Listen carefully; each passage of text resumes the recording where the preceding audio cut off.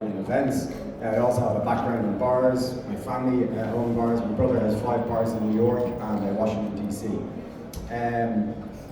Jameson House, when I started, everything that I do is research-led. So every year we do research with you guys, the global bar community. We ask you what it is that you want from us, because the goal behind hosts is to add value to your lives. So we take the brand out of it and we bring you guys together. We ask you what you want to learn about, and then we let you teach each other, basically. And that's the whole premise of the platform.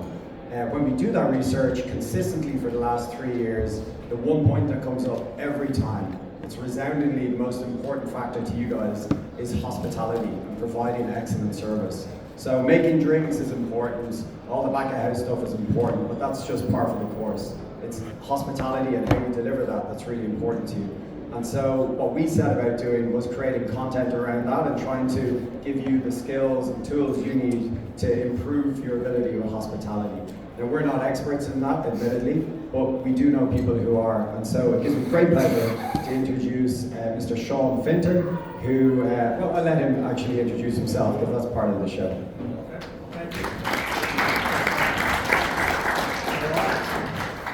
Good morning, everybody. Thank you very much for getting up early to spend some time with us. This is like my 3rd or 4th time at BCB, and one of these years I'm going to see the whole show. I don't know anyone who's been around this whole grounds, it's massive. So,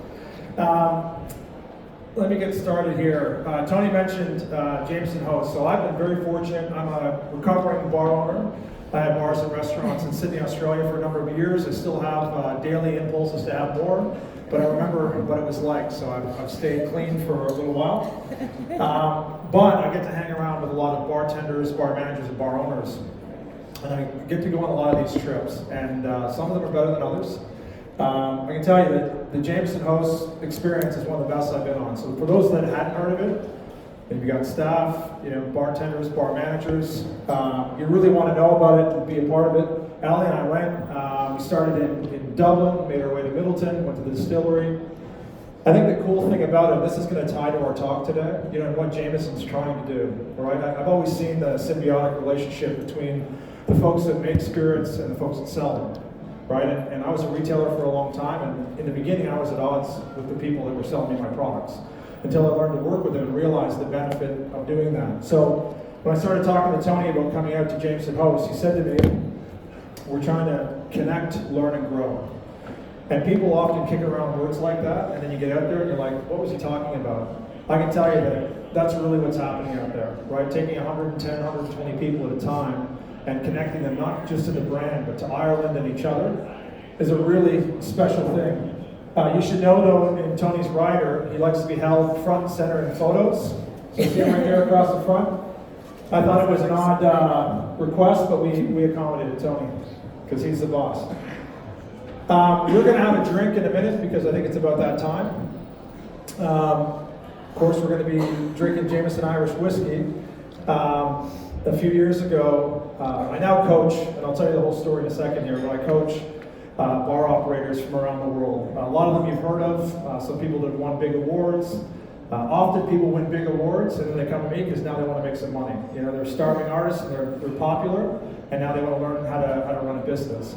But I went with one of my clients to, where is he here? To Jack's wedding. So some of you have heard of Jack McGarry from Dead Rabbit. This is his wedding a few years ago. And the night before the wedding, or a couple nights before, we went to this room. Does anyone know what room this is?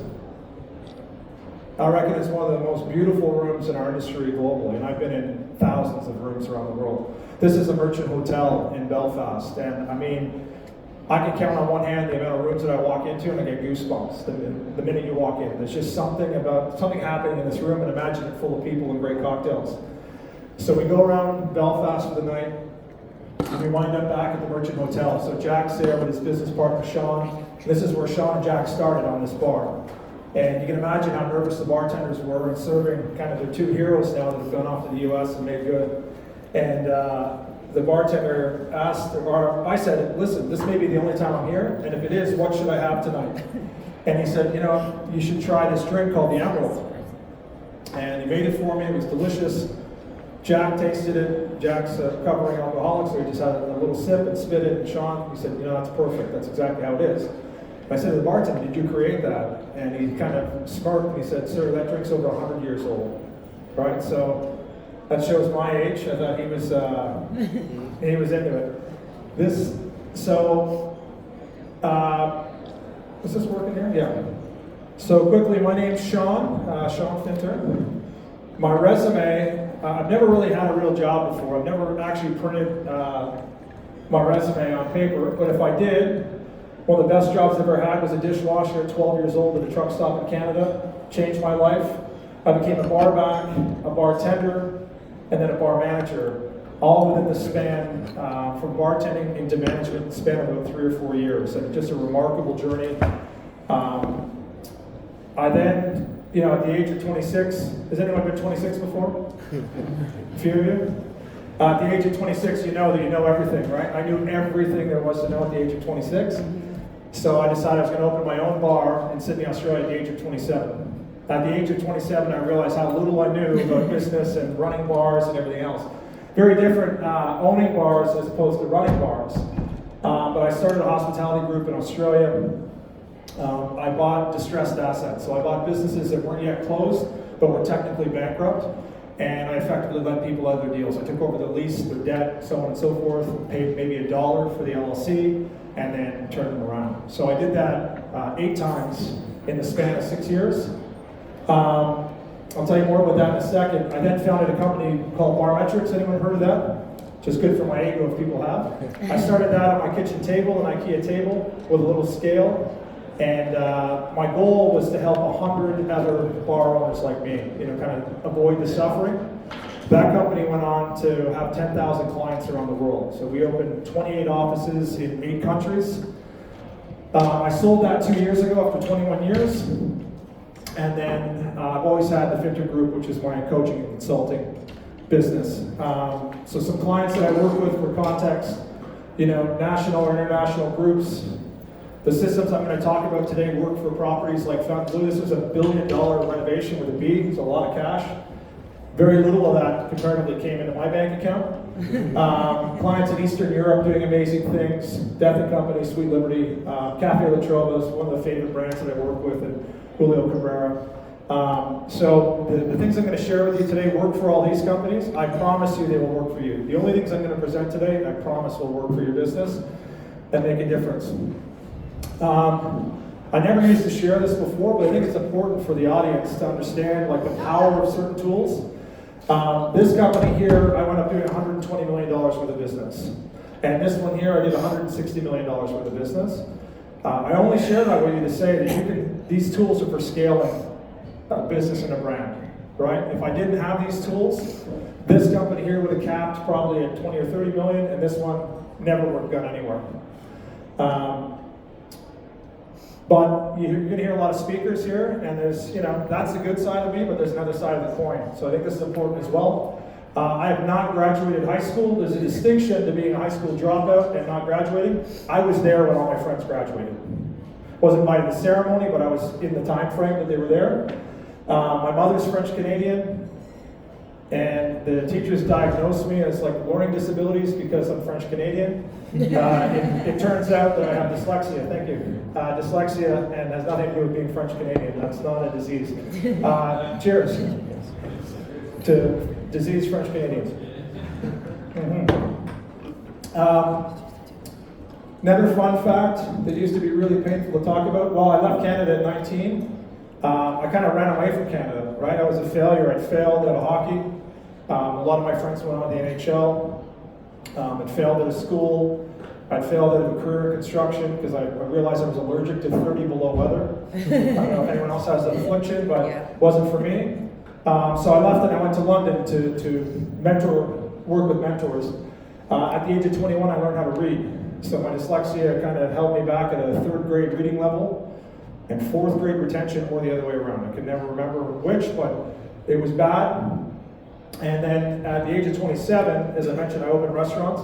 By the age of 29, I started displaying some serious physical and mental health issues in my life, which at one point in my career hospitalized me. And I only share this to say that anyone standing up on stage, there's a lot of shit behind that. And You know, the reason I'm passionate about coming out is that what I'm going to share with you guys now can help you avoid a lot of the things that I went through. And that's my main driver. I hope you're successful too. I hope you make a lot of money. But I hope that you're healthy when you're doing it. And not only you being healthy, but I want to see organizations be healthy.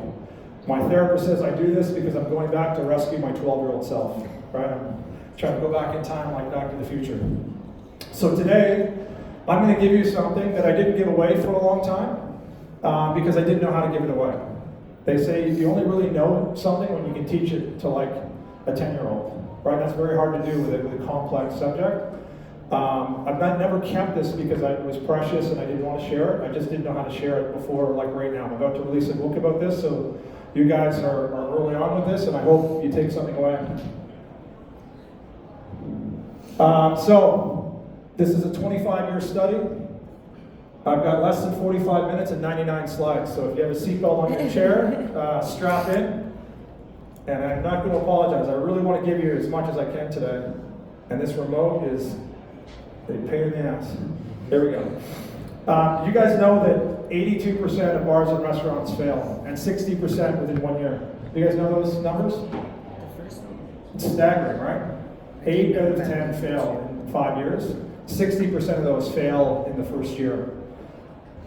If I recommended a dentist that 8 out of 10 people made it on CNN afterwards for the pain they expressed, would you ever go to that dentist, right? How did we ever wind up in this industry, right?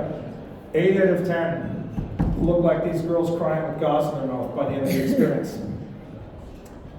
It's a nice way to get started. So why is the failure rate so high? And this is the audience participation part. The only rule is one at a time. So why do so many bars and restaurants fail? What do you think? Not enough training. Not enough training? Okay. I agree with that. What else? Concept. What is it? Bad concept. A bad concept? Okay. Seen some of those?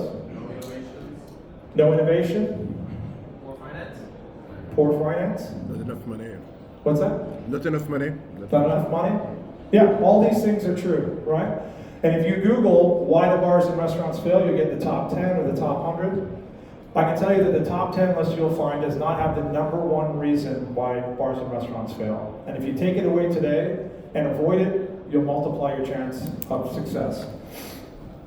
So my contention is that most operators that I work with, and I've coached over 400 operators around the world, most of the people that work for them, that are the interface between the brand and the consumer, don't know what hospitality is.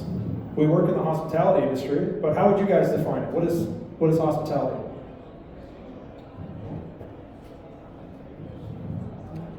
It's always quiet when I ask this question at a hospitality seminar. If I was at a car seminar and I said, what's a car? Right? People would say, you know that big metal thing with 4 wheels that gets you from here to there?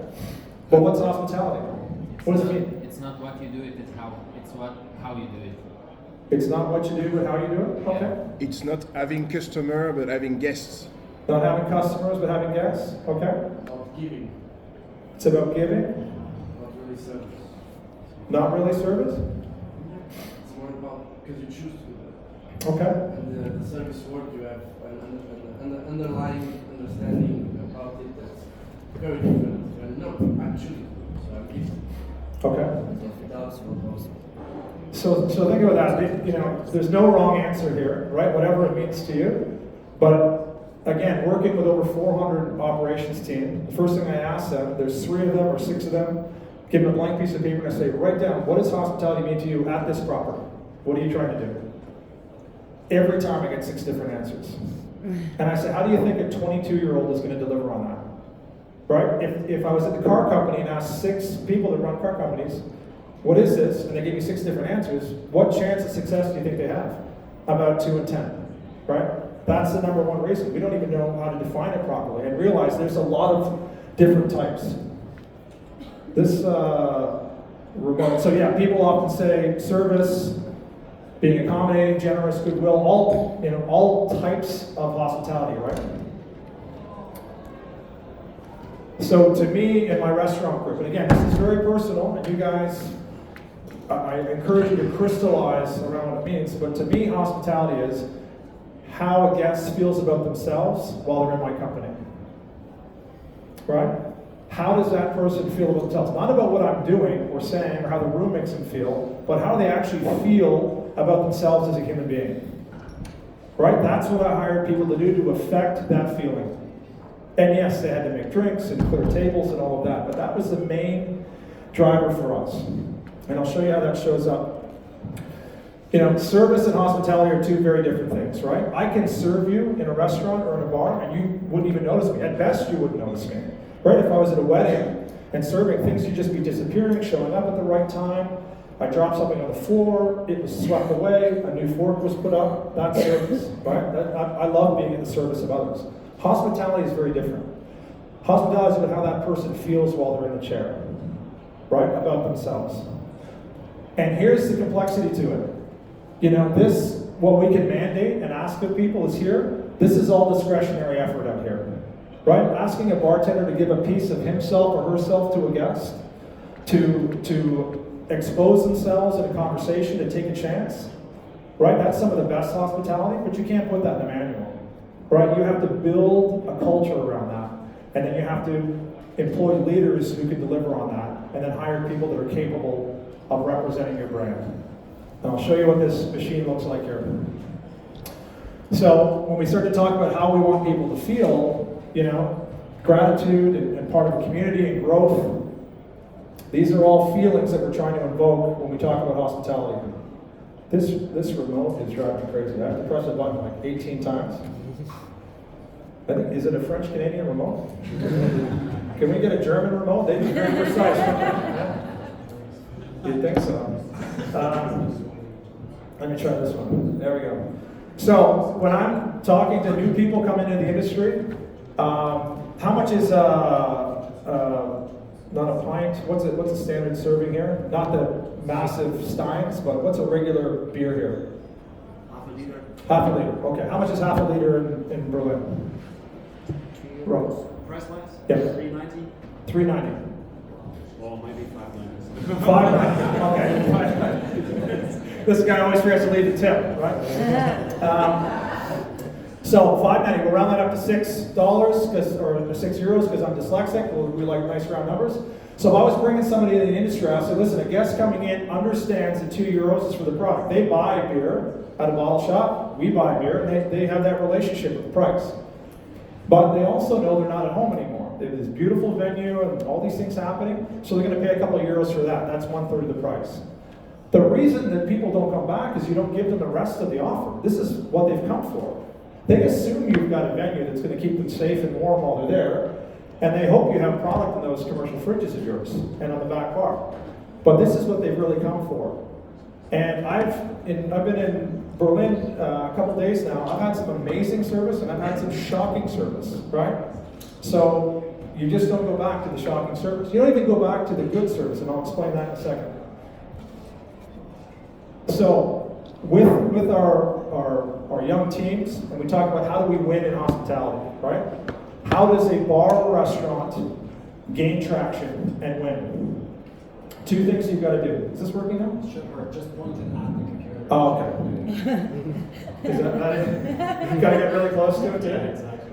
So we have these different brackets here that we want to convert and ascend yes, right? We start with word of mouth. Maybe someone's heard of us. I'm going to teach you how to generate incredible word of mouth, and then that becomes a future customer. Those people drop into your business, and our goal as staff, bartenders, servers, hosts, is to ascend them into being a regular customer. That's how we win. They come back again. Winning is not having to pay the bill and not complain on the internet about us, right? That's just table stakes. Winning is getting them to come back again. But the final bracket is regulars that come in that become raving fans of your business. And I'm going to walk you through what raving fans can do. I did mention on my bio that I'm a hell of an artist, so this is some of my work here.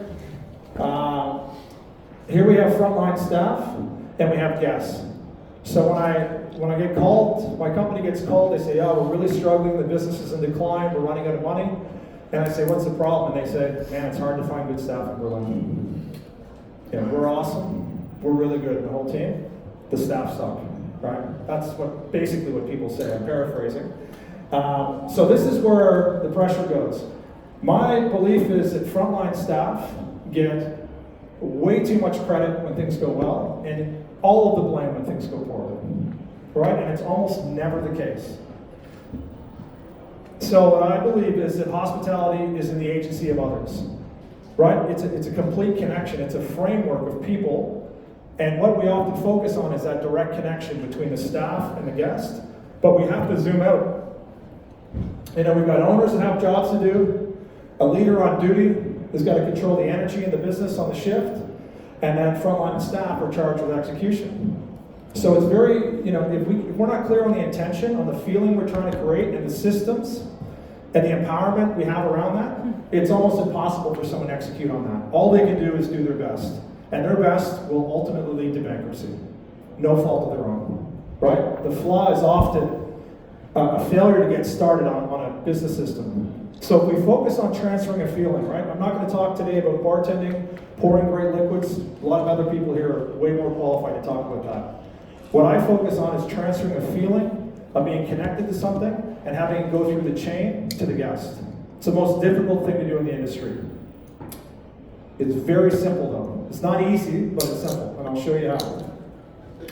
So if I'm the originator, I'm going to come to Berlin, I'm going to have a German partner, and I'm going to say, hey, what's the market need? What do we want to do? How does that feel? And we're going to concept and we're going to come up with the feeling that we want people to walk out the door with.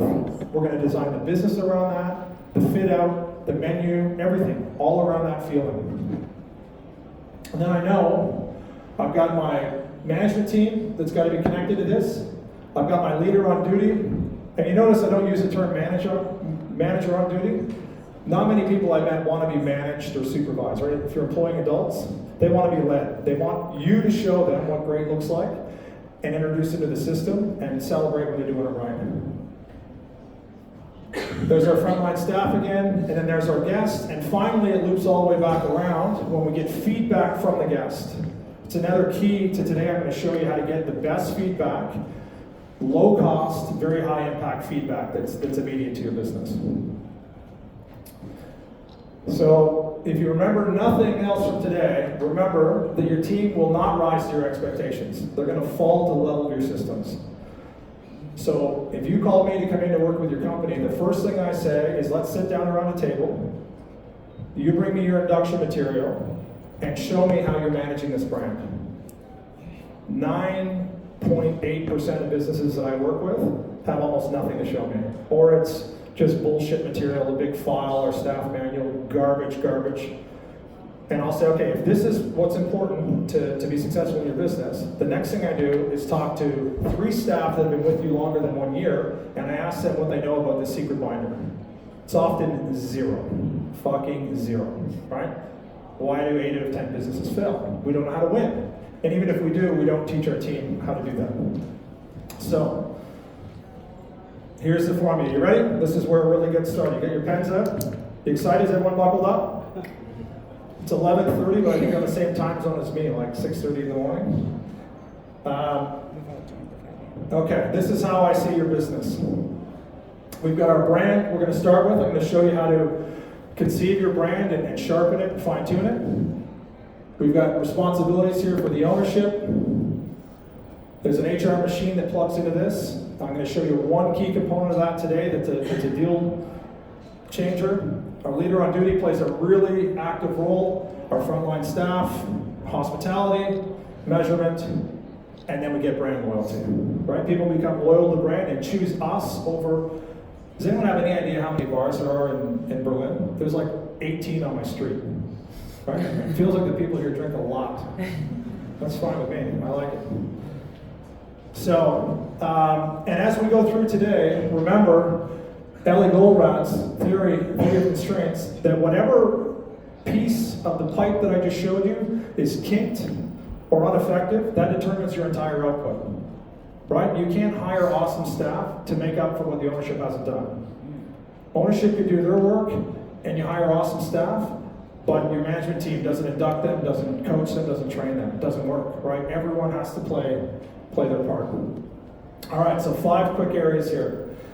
You got to be able to bottle your brand of hospitality. Realize there's no right answer, but you need to make your answer true to your guests. So if we look at music as an example, these are 4 different acts we can go to tonight. You guys are familiar with a few of them? Taylor Swift, you have to sell your house to buy a ticket, but you could. Yo-Yo Ma, Paul Van Dyke, and Zach Brown, right? 2 of these concerts I would love to go to. I'd go to all 4, but it's unlikely I'd go back to 2 of these, right? I'd just go to check it out and I wouldn't be a repeat customer. All music, but very different feelings, very different brands, just like bars. Remember this guy, Steve Jobs? He says if you want to make everybody happy, don't be a leader, sell ice cream, right? I want to encourage you guys to be bold with your brand. No one's looking for average, right? No one's interested. There's a Hard Rock Cafe actually on my block. It's one of the 18 bars. This is where I got my start, like in the corporate world or working for a big bar chain. These 2 guys here, Peter Morton and Isaac Taggart, 2 geniuses. I can count on one hand the people that I've met or that I even know of that have made $1 billion in this industry with a B. These guys are on that list, right? Just incredible what they did, and it's because of what we're talking about today. It's their #1 asset to their brand. So, Hard Rock to begin with comes from the philosophy of Sai Baba. It has nothing to do with rock and roll or any of that. Sai Baba's philosophy was that we all go through life, and life's difficult, and we're born with a boulder on our shoulder. And as we go through life and people help us chip away at that boulder, when we're ready to pass on to the next life, we'll reach onto our shoulder and there'll be a hard rock, and we'll put it in our hand and we'll cross and we'll go to the next life. That was his theory. So he said, Hard Rock's going to be a place where you'll help people chip away at the boulder. Right? You'll see them, you'll welcome them, you'll invite them to share whatever's going on in the world, you'll take care of them, you'll make them feel important, you'll make them laugh, and then you'll send them out the door again. The whole Hard Rock and the way people think about it came from their philosophy of their first store in London was they didn't want to have reservations. They thought it was really stuffy. And obviously the Beatles were hot when they were getting started, and Paul McCartney wanted to come in. He loved this booth in the corner, he loved American cheeseburgers and French fries. And he thought if I give him a signed guitar and put it over, customers would feel anxious when I come in and think that's my booth, and they'd piss off and go, and it worked. So then Eric Clapton sent in a guitar. And Madonna sent something in. That's where all this merchandise came from. People kind of marking their territory to get to this feeling here. Yeah, they had cheeseburgers and milkshakes and all that, but there was a feeling that they invoked that comes from Sai Baba, right? That's the heart of their business. Then they looked at who is our core constituencies, who are we serving? Now they say love all and serve all, and they meant that. The interview was finding out if you discriminate against anybody. They didn't want anyone that had any biases towards any particular group, religious, color, it didn't matter. Just be cool, love all and serve all. The store that I worked at focused on castaways, they didn't call them that, and blue-collar workers. Those were our 2 top audiences. Single moms with crying babies at noon that no one wanted, we wanted them. We'd make them feel good about themselves. We'd help them out with that kid if we had a second. The elderly, right? They taught us how to deliver a remarkable experience to elderly people. I learned a few things about elderly people. One, they don't want to feel like they're elderly. Right? They don't want to be disrespected, but they don't want to be talked to like they're on the verge of death. Number 2, there's a misconception about their hearing. It turns out a lot of elderly people can hear just fine. They don't like being yelled at. Number 3, when they came into Hard Rock, they wanted to feel 30 years younger. They wanted to talk about the memorabilia, like that happened yesterday. The song comes on and they'll tell you like it just came on the radio yesterday, right? Blue-collar workers want to be treated differently than the Wall Street crowd, right? So we learned how to deal with these audiences and serve them. That's what we were there to do. So this is the statistics from Isaac. He said, guys, here's our brand. Love all, serve all. Here's the people we're serving. Here's how to do it. And if we do it and live our authentic brand, he said, 20% of people are going to fucking love it. 60% will really appreciate what we're doing, and 20% will hate it. And he said, I love those fucking odds. Think about that, right? 20% become raving fans, 60% really dig it, and it's on their list. It's not their favorite place, but they're going to come back often. And the 60% hate it, that's fine. Now, the 20% that hate it. Here's the problem with today. You guys have become far too sensitive. That 20% that was never going to like your offer comes in and leaves a shitty review online. Who gives a fuck? I don't, right? I had places in Sydney that were loud by design. I like Pearl Jam, I like Willie Nelson. I probably wouldn't be your DJ. I like all kinds of music, and we played it fucking loud. And a lot of people asked us to turn it down. And we explained that that's who we are and what we're doing. We found the quietest place in the room for them, and then recommended the place down the road. It plays music at level 1, and we're at level 6. Right? We didn't apologize for our music, but we understood that it wasn't for everybody. And if someone went, well, we were online at the time, but if they went online today and complained about us, it doesn't matter, right? They are not our target audience. But what happens with a lot of it is they keep watering down their brand, right? And it gets you nowhere. So stop being boring, right? Have some balls, live your brand. A mentor of mine in London said to me, your job is to create 500 raving fans. At any one venue, if you have 500 raving fans, no one can compete with you. And I competed in one of the most metropolitan cities in the Southern Hemisphere as a poor kid that grew up in small town Canada. And I competed with multinational businesses and crushed them. Not because I wanted to, just because we did. We were busier at my places on Tuesday than they were on Friday. That's why they bought us. So you gotta remember that the deciding factor for the consumer is a subconscious feeling. It's how they feel. They can't even really articulate. They just know how I felt when I left. And how the feeling that gets invoked when your name comes. So if we start with the end in mind, for me, what I wanted to the Australian market was remarkable hospitality. So remarkable means that we're worthy of attention because of these unique qualities that we have. Right? That we took chances, we did fun things, we did sincere things. We went so far out of our way for people when we could. Not everyone and all the time, but when we had time, we went all in. Right? So that became remarkable. And with our team, it was every guest, every time that walks through the door, take your shot to do something that's remarkable. Even chivalry is remarkable in today's day and age, right? Being kind to someone, polite, respectful, extraordinarily helpful, introducing one guest to another, a tourist writing down 5 places in Berlin that aren't on the websites that you should check out, that I now know you because you've been here for an hour. Here's what I think you'd like. Here's what I think your family would like. And I already mentioned hospitality, right? So if we want to do something that's remarkable and we want to affect the way that people feel, we need to design a system around that. It's not enough to say to staff, you got it? Get out on that bar and go ahead. So this is the model I'm going to walk you through today. We're going to start in the middle with remarkable hospitality. Number 2 is we now have our brand, but we need a brand promise. So a brand promise are the things that your customers say about you after you leave. Right? So were you remarkable? Was it interesting? Did something happen? You should go to ABC Bar because. You won't believe what happened to me at Bar X. Here's what happened. Right? If you're generating that sort of reaction from people, you're onto something. So a month later, what would people say about your venue today? This is Maslow's hierarchy of need. Okay. Maslow's hierarchy of need. He said people want to feel safe. Now in this case, it's not physically safe. It's feeling safe with your offer, with my position, with my time. They want to feel connected, and they want to feel special. Right? This hasn't changed for almost 100 years. This is what people want, and what the best bars and restaurants in the world are doing to deliver it.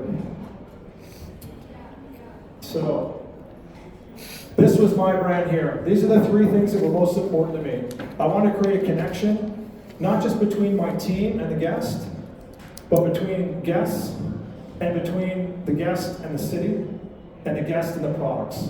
So picture all those connection points. And we were constantly cycling, looking for that. How do we connect this person to something bigger than themselves, bigger than us? Right? How do we leave this person with a story? And the best connection makes the guest the hero. So, I recommend Jameson to someone said, oh, it's a whiskey. I recommend Jameson. I then tell them a story about being at the Middleton Distillery.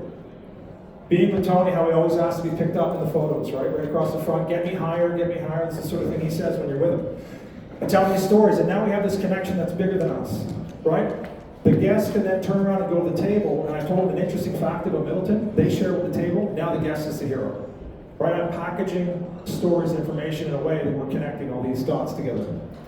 Influence is, a lot of businesses are going to get wiped out by AI and robots. I mean that. Like, I would much rather have been served by AI and robots than some of the people that have served me here. And it's the same in my town too, right? I can't wait for some of these places to get wiped out and a cool, sexy robot to come over the table and just do whatever the fuck I say quickly and then go away, right?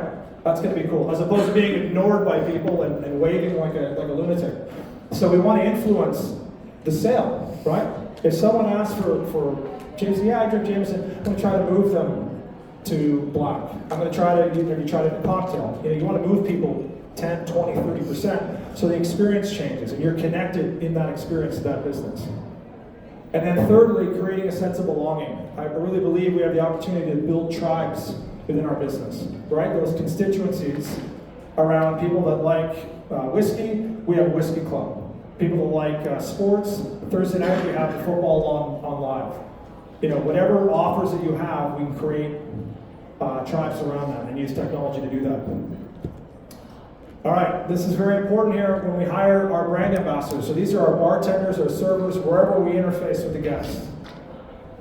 All right, again, I said these people get way too much credit, way too much blame. So this is what we want them to do. And if you think about it, there we go. If you think about it this way, this is your bar. Does it look like your bar? Yes. Yeah? This is a 70 million euro racehorse. What? Right? The most expensive racehorse ever sold in Ireland. So the Irish are always jacking up the prices, right, Tony? Is that how it works? But this is your bar. So maybe you didn't spend 70 million, maybe you spent 700,000 or 2 million to get your place open. Now, for that horse to win a race, you need a jockey. Which of these professional athletes do you think is the best one to ride that horse? This guy's the strongest, this is the tallest.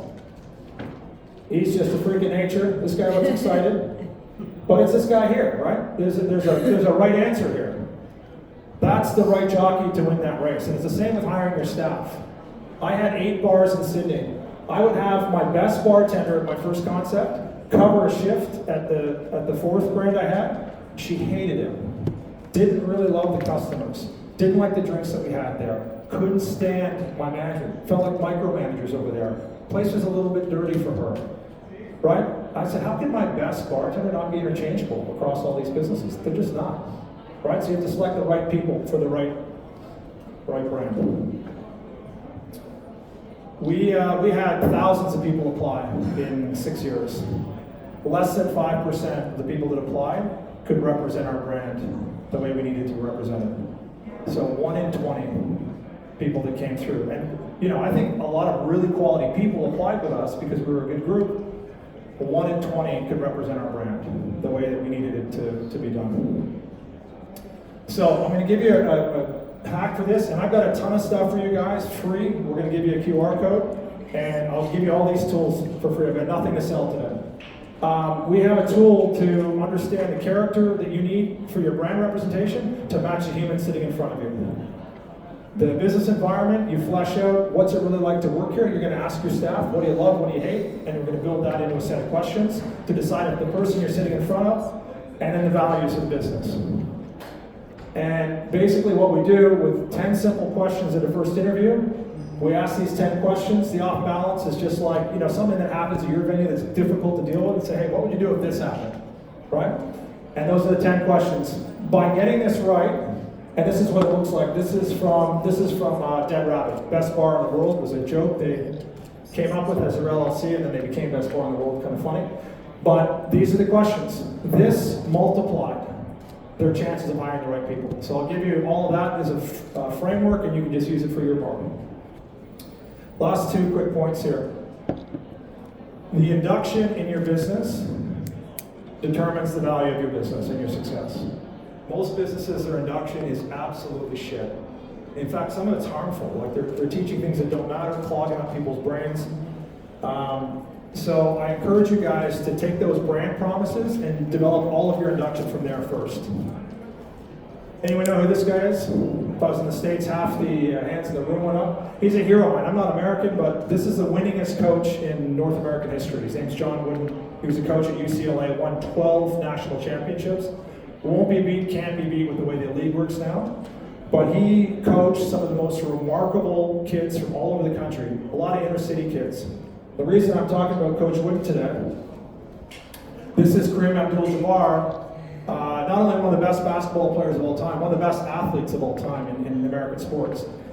So Coach Wooden, when he got all the rookies together, so first day of camp, these kids have come out of high school. Kareem was from, I think he was from Harlem, so inner city, very poor upbringing. Coach Wooden encouraged him to come to California to play basketball.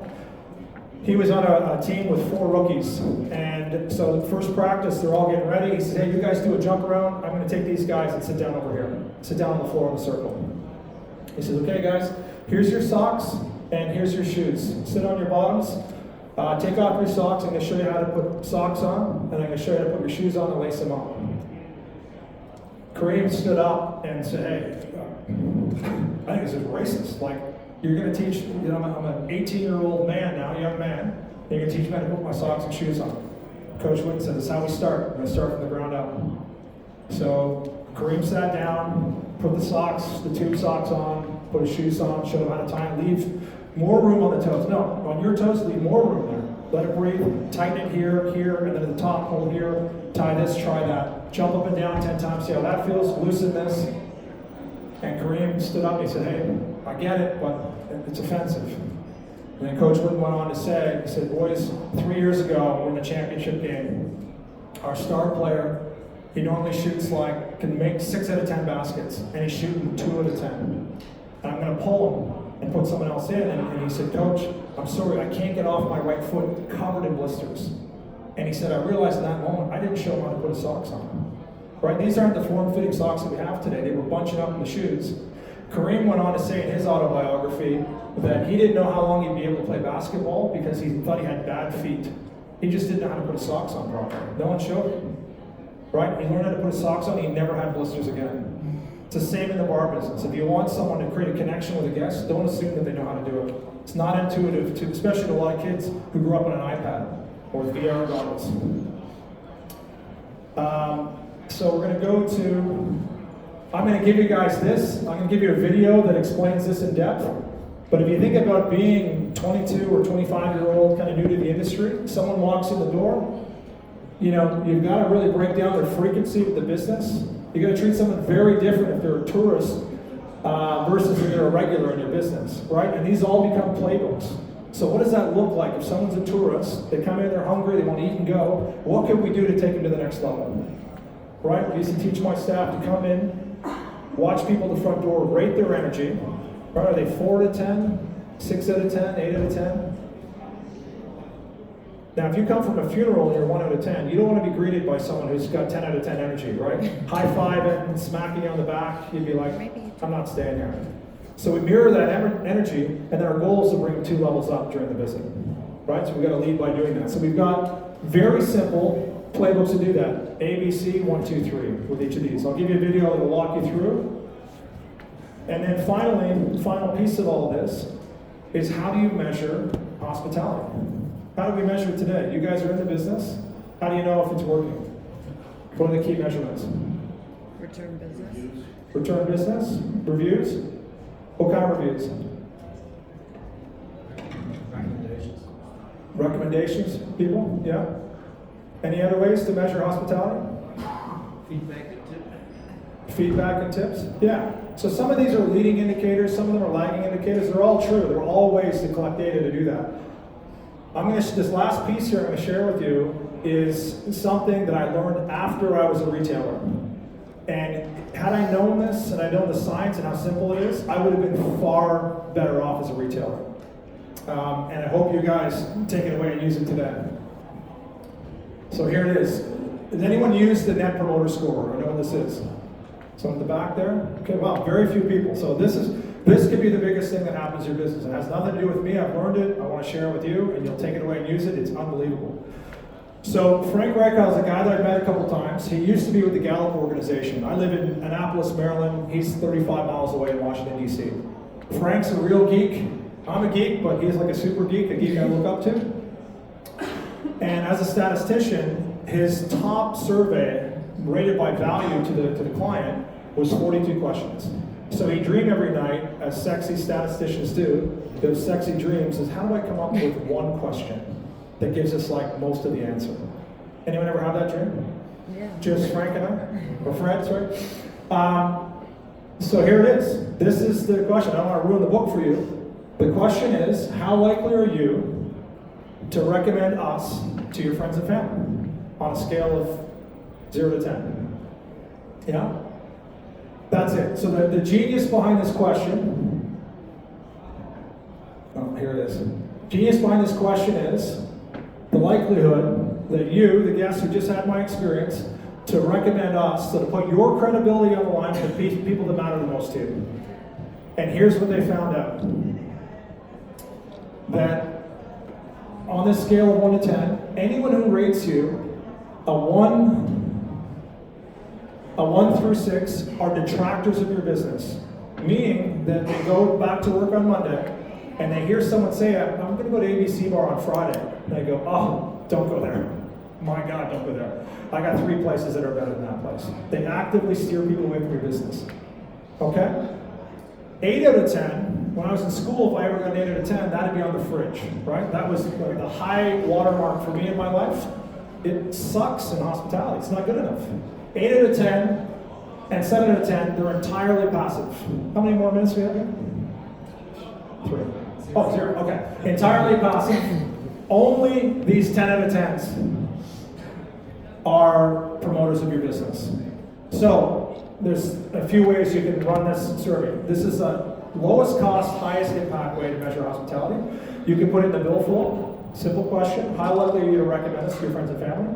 He says you can add a second question, but not a third. If you add a third, they'll not give you the right answers in the first 2. The second question is, what's the number 1 reason for your rating? So you look at what all the 0 to 6s say. It's because of this. 7s and 8s aren't that important. 9s and 10s, do more of that. Less of the 0 to 6. Free consulting lesson right there. So, in closing, I'm going to give you guys this whole model, and I'm going to walk through it on a video so you can share it with your team. We'll put it somewhere if you want to ask questions about it, and they give you my email. We answer every question. It takes some time, but we'll get back to you. And what we do is we say, if we want to achieve these 3 things, here's what we have to do. A, 1, 2, 3. B, 1, 2, 3. And I'll show you how we do this. Each of these has kind of a toolbox in each. Some of it will work really well for your business. Others, the framework will work well. You have to put your own stuff in. This becomes your induction program. I've done this. We kind of did this in a different formula, but we did it in 55 countries around the world. Hundreds of thousands of businesses, and it always works. Better than what most people have. And the better you lean into it, the better it works. Doing that, you get connection and belonging right. That drives your reputation. You get connection and influence right. That's the value to the guest, right? That's how they're measuring you. The higher the value, the more they'll pay. It makes money irrelevant at some point. And then you get belonging and influence together, and you've got engagement. Right? You have engaged guests coming in that feel that they're a part of something.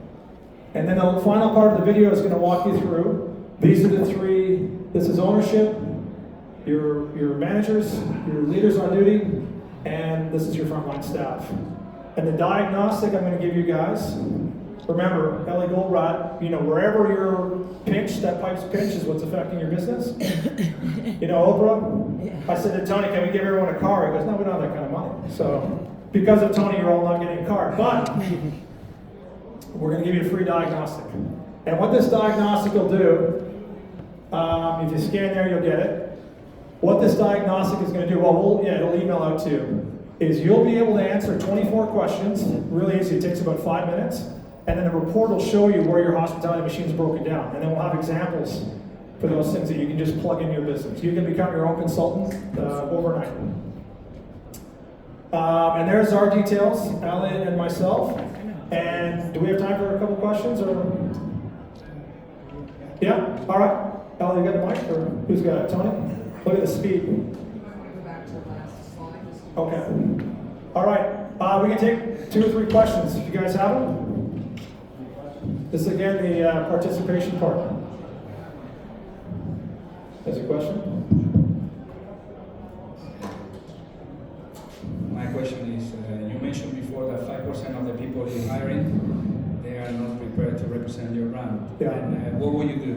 Do you believe that you can teach them this mindset, or it's not possible? Well, no, I don't think I can teach them a mindset to win people over. It's possible that they don't have the perspective or the skills, and that I can provide. But, you know, if it's like an anti-value with someone, like, you know, with us, I wanted people that were really open, right? People that would sit down. I have 4 kids. If one of my kids was here, they'd ask you about your business and then why you love doing that, what's difficult about doing that. And you'd ask them, you know what I mean? It's a level of conversation, so we can dissect that at the interview. But with us, we had a 100-day induction program. So we said, okay, if you get hired, and most of the people that we were hiring said, it sounds like you're trying to talk me out of this job. But we were just brutally honest about what it was like and what they needed to do. Then you got hired, and in every business, there's like 7 or 8 different critical skills that they need to do and attributes. And we'd watch them over the course of 100 days, and maybe 60% of people made it through our induction program. And my philosophy was, I would much rather you be an A player across the street than a C player on this team. A, we don't employ C players for long, and B, being a C player sucks. You don't get the best shifts, you don't get the accolades, and across the street is maybe a better environment for them. So, yeah, I thought it was fair. Other questions? Come on, did I really nail it? I covered everything tight? There's gotta be one more question. Questions are my favorite part. It makes me understand what's stuck or what I missed. Yeah, one in the back. I love it. I want to see Tony go. Look at him speak. I tell you what.